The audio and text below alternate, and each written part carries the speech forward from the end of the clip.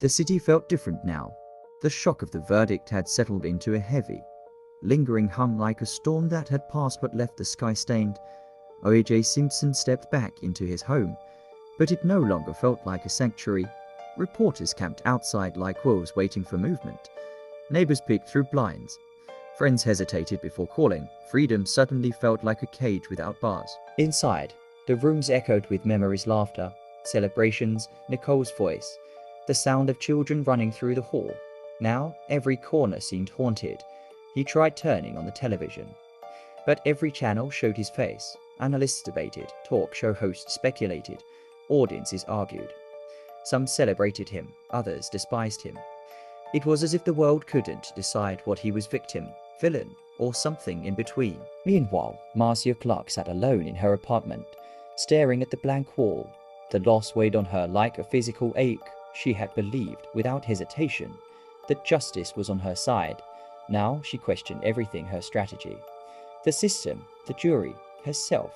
The applause she once received had turned into criticism. Headlines, late-night jokes. She felt the trial swallowing her identity whole. At the same time, defense attorney Johnny Cochran stood beneath bright lights and roaring applause. To many, he was now a hero, a symbol of victory against a system long seen as unfair. His words, sharp and poetic, echoed across communities like a rallying cry. Yet even in triumph, he knew the case had opened wounds in America that would take generations to close. Outside the courthouse, the public reaction split the nation like a fault line. In some neighborhoods, people cheered in the streets. In others, silence hung thick with disbelief. Families argued at dinner tables. Co-workers avoided eye contact. Strangers confronted strangers.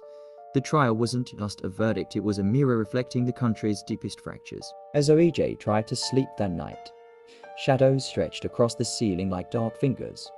He could feel the weight of unseen eyes, of questions that wouldn't fade, of suspicion that clung to him like a second skin. Even those who defended him whispered doubts behind closed doors. The next morning, a single letter slid under his door. No return address, no signature, just 4 words. "We know the truth." He stared at it, his pulse tightening. Outside, helicopters circled again, their blades chopping through the air like a warning. Reporters shouted his name.